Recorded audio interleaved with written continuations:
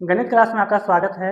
अब देखिए यहाँ पर गणित जो संख्या पद्धति है उससे आपका ये क्वेश्चन है कि 5, 3, 7 यहाँ पर क्या है 5, 3, 7 के बड़ी संख्या और छोटी संख्या का अंतर क्या होगा। यानी कहने का अर्थ है कि आपको इससे मतलब कि 5, 3, 7 इससे बड़ी संख्या बनाना है। क्या बनाना है?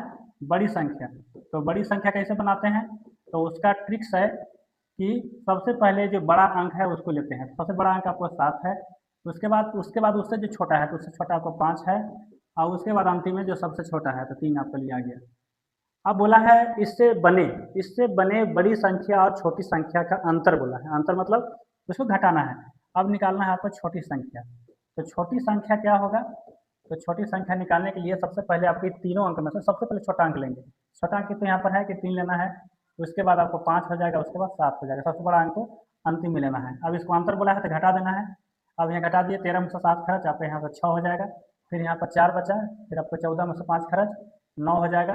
फिर यहाँ पर 6 बचा, 6 में से 3 खर्च 3 हो गया। तो आपका यही संख्या हो गया। अगर इसमें आपका 4 ऑप्शन रहेंगे तो 396 इसका आंसर होगा। इस तरह से और प्रश्न रहेंगे, उसको आपको बनाना है। अब चलते हैं आगे। आगे देखिए, अगला क्वेश्चन है। यहाँ पर देखिए, अगला क्वेश्चन है कि 12 से 25 तक प्राकृत संख्या का योग क्या होगा। तो प्राकृत संख्या किसे कहते हैं? तो प्राकृत संख्या जो है गिनती की संख्या को कहा जाता है। जैसे यहाँ पर देखिए कि प्राकृत संख्या किसको बोलेंगे? प्राकृत संख्या जो बोलेंगे गिनती की संख्या को। यहाँ पर देखिए प्राकृत संख्या, प्राकृत संख्या कौन है? 1, 2, 3, 4 इस तरह से कंटिन्यू आपको जाता है। मतलब अनंत तक आपको प्राकृत संख्या होते हैं। तो अब देखिए यहाँ पर प्राकृत संख्या का आपको 12 से 25 तक के प्राकृत संख्या का योग निकालना, पूरा नहीं निकालना है। अब ऐसे प्राकृत संख्या बराबर क्या होता है? प्राकृत संख्या के योग बराबर प्राकृत संख्या के योग बराबर होता है n इंटू n प्लस 1/2 होता है। लेकिन यहाँ पर कंटिन्यू नहीं है क्योंकि यहाँ 12 से 25 तक निकालना है। तो 12 से 25 तक निकालना है तो इसमें कौन सा शामिल नहीं होगा? आपको 1 से लेकर के 11 तक, मतलब कि आपको 1 से लेकर के 11 तक आपको क्या करना है? घटा देना है। कितना में से? आपको टोटल में से 1 से लेकर के आपको 25 तक में से घटा देना है। तो अब देखिए उसको इसी तरह से हम सूत्र को यहाँ पर बैठाएंगे। सूत्र तो आप जान ही गए, प्राकृत संख्या के लगातार प्राकृत संख्या के योग बराबर होता है n इंटू n प्लस 1/2 होता है। तो यहाँ पर देखिए इसका जो योग निकालेंगे आप लोग कैसे निकालेंगे? तो योग निकालने के लिए आपको करना क्या है कि 1 से लेकर के टोटल हम 25 तक ले लेंगे, जिसमें सब शामिल हो गया। तो इसका नंबर जो मानेंगे हम 25 मानेंगे, तो 25 हो जाएगा n। उसके बाद है यहाँ 25 n हो जाएगा, फिर माइनस नहीं, माइनस नहीं, यहाँ पर प्लस है, 1 हो जाएगा बटा 2 हो जाएगा। उसके बाद यहाँ पर जो पूरा निकल रहा है 1 से 25 तक, हमको निकालना है 12 से 25 तक। इसमें 11 तक हमको हटा देना होगा। नंबर यहाँ 11 हो जाएगा, फिर यहाँ 11 जोड़ 1 होगा बटा 2 हो जाएगा। अब देखिए, अब यहाँ हो जाएगा 25, ये जोड़ देंगे तो हो जाएगा 26/2, माइनस फिर हो जाएगा 11 और जोड़ देंगे तो हो जाएगा 12/2 हो जाएगा। अब ये 2 से कट जाएगा, ये 13 हो गया। उसके बाद फिर यहाँ 6 हो जाएगा। अब 13 से इसको है और 25 को गुना करेंगे तो हो जाएगा 25 तिया 75 के 5, फिर 25 से कम 25 और हासिल 7, तो हो जाएगा ये आपको 32। अब उसका माइनस हो जाएगा यहाँ पर 11 छक 66। अब घटा दीजिए इसको। यहाँ पर 25 में से आपको 6 घट जाएगा तो बचेगा यहाँ पर 15 में से यहाँ पर 6 घटेगा तो 9 होगा। और यहाँ पर देखिए कि आपका 11 है, यहाँ पर 11 में से आपका 6 घटाइए, ये 5 हो जाएगा। यहाँ पर आपको 2 हो जाएगा। देखिए हासिल इसको भी दिया था ये। मतलब कहने का अर्थ है कि इसका आंसर कितना हो जाएगा? 259 हो जाएगा। 259 अगर ऑप्शन आपका है तो आपका यहाँ से ये सही होगा। अब देखिए आगे फिर अगला क्वेश्चन जो है, अगला क्वेश्चन है कि प्रथम 12 विषम संख्या का योग या 24 तक के विषम संख्या का योग ज्ञात करें। तो विषम संख्या आपको पता है कौन होता है? विषम संख्या मतलब जो 2 से विभाज्य नहीं होता है उस संख्या को हम लोग विषम संख्या बोलते हैं। जैसे कंटिन्यू विषम संख्या इस तरह से होगा। जैसे यहाँ पर देखिए विषम संख्या, ये विषम संख्या आपको हुआ 1 से स्टार्ट होगा, 1, 3, 5, 7 इस तरह से कंटिन्यू जाएगा। लेकिन यहाँ बोला है प्रथम 12 विषम संख्या, मतलब कि इस तरह से 1 से लेकर के आपको जहाँ तक वह 12 को विषम संख्या होगा वहाँ तक आपको जाना है। उसी को दूसरे तरीका से पूछ सकता है कि 24 तक के विषम संख्या, मतलब बात वही हुआ। तो यहाँ पर देखिए विषम संख्या का योग बराबर क्या होता है, विषम संख्या का योग लगातार इसको बोल सकते हैं, क्या बोल सकते हैं, लगातार। लगातार विषम संख्या का योग क्या होता है, इसका सूत्र होता है n स्क्वायर। क्या होता है, बहुत साझा है इसको निकालना।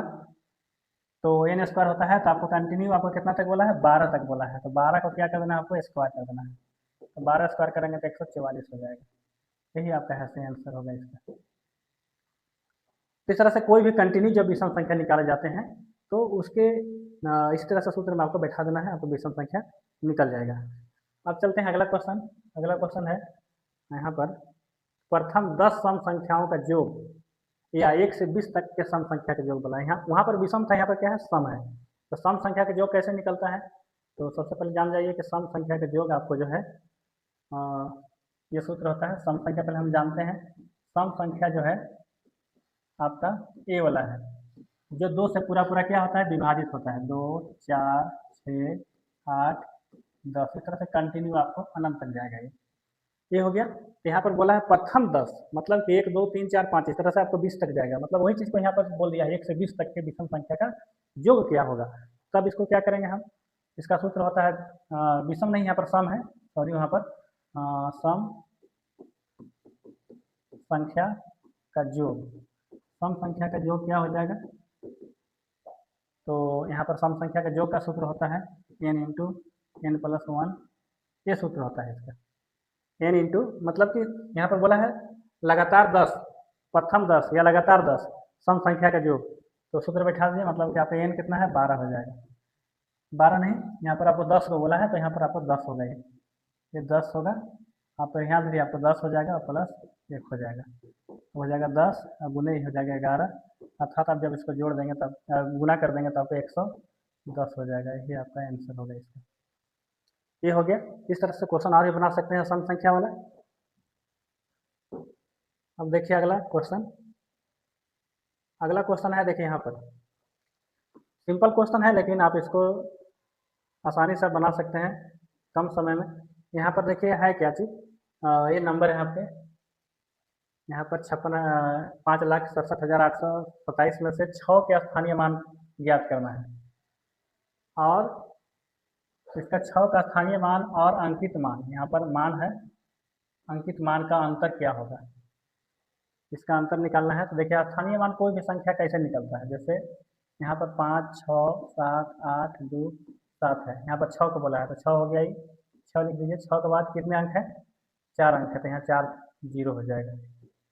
ये हो गया स्थानीय मान, हो गया, क्या हो गया, स्थानीय मान, ये कैवा स्थान पर है वो, ठीक है। अब क्या बोला है, अंकित मान, अंकित मान का अंतर बोला है। तो अंकित मान जो, अगर 6 का अंकित मान तो 6 ही होगा, जो संख्या का पूछा जाएगा वही अंकित मान होगा। जैसे 5 को पूछा जाएगा तो यहाँ पर आपको 5 होगा, 6 को पूछा तो 6 ही होगा, 7 पूछा तो 7 होगा, 8 पूछा तो 8, जो पूछेगा वही अंकित मान है। तो यहाँ पर बोला है 6 का, तो 6 यहाँ पर हो जाएगा, और इसको घटा देना है, तो यहाँ पर आपको हो गया 4, यहाँ पर 9, यहाँ पर 9, यहाँ पर 9 और यहाँ पर 5।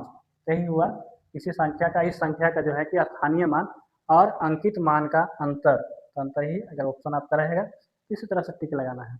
अब चलते हैं कि अगर प्लामूथ फॉर क्रिएट की अगर आप तैयारी कर रहे हैं तो मेरा संदीप करियर पॉइंट एप्लीकेशन है, आप वहाँ पर जा करके आप एप्लीकेशन का डाउनलोड कर सकते हैं, और बहुत कम फी, एक मैनेजमेंट फी है 399 रुपये का, आप उसको परचेज करके आप कंटिन्यू क्लास में आप शामिल हो सकते हैं। तो बहुत सिंपल सा है, आप उसको बाई करके आप ले सकते हैं। Thank you.